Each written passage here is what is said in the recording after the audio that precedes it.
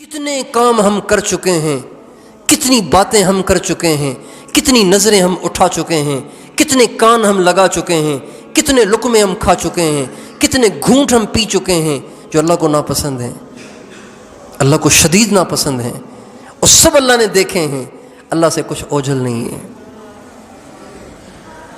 انسان جب تنہا ہوتا ہے تو ادھر ادھر دیکھتا ہے، کوئی دیکھ تو نہیں رہا، دروازے بند ہیں کہ نہیں، کوئی دیکھ تو نہیں رہا۔ لیکن یہ کم بخت یہ نہیں سوچتا کہ ایک آنکھ تو ہر اوٹ کے بعد بھی دیکھتی ہے، ہر آڑ کے پیچھے بھی دیکھتی ہے، وہ اللہ کی آنکھ ہے۔ ہمارے نبی بیت اللہ شریف میں نماز پڑھنے آئے تو ابو جہل نے ہمارے نبی کو بہت برا بھلا کہا،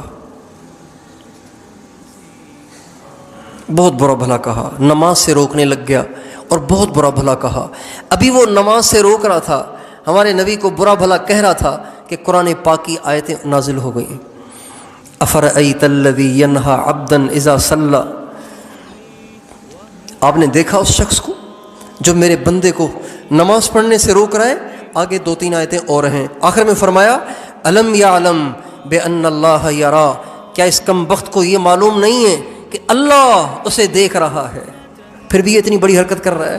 میرے دوستو، ہمیں اپنے گریبان میں جھانکتے رہنا چاہیے، کتنے کیا کچھ کیا ہوا ہے ہم سب نے۔ ان سب کی اللہ کو تو خبر ہے، اللہ کے پاس وہ سب لکھا ہوا ہے، اس سب کا حساب ہوگا، سب کا حساب ہوگا۔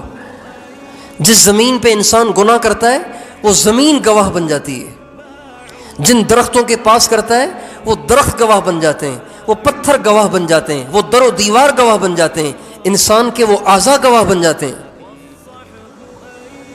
قرآن پاک میں اللہ فرماتے ہیں کہ کل قیامت کے دن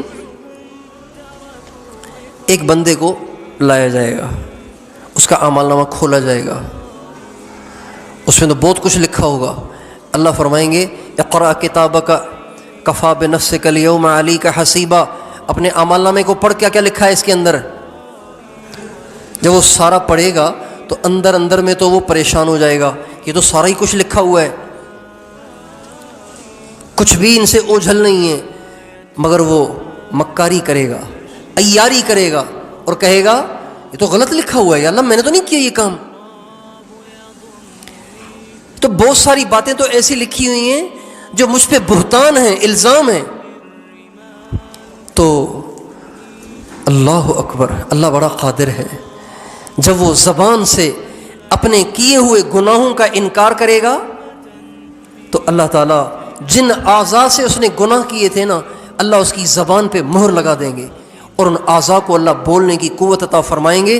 وہ اعضاء بولیں گے یا اللہ اس نے واقعی یہ کام کیے تھے۔ مثلا اگر زنا کیا ہے تو ران بولے گی، ران بولے گی۔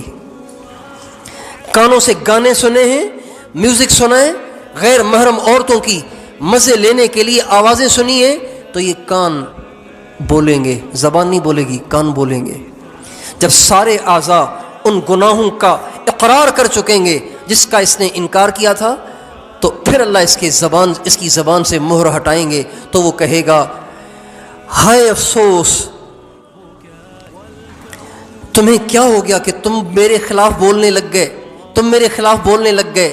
تو وہ اعضاء کہیں گے انطقنا اللہ الذی انطق کل شیء، ہم بول تو نہیں سکتے تھے، بولنے کی طاقت تو اللہ نے زبانی کو دی تھی، لیکن آج جو اللہ زبان سے بلواتا ہے اس اللہ نے ہمیں بولنے کی طاقت دے دی، اس لیے ہم بول پڑے۔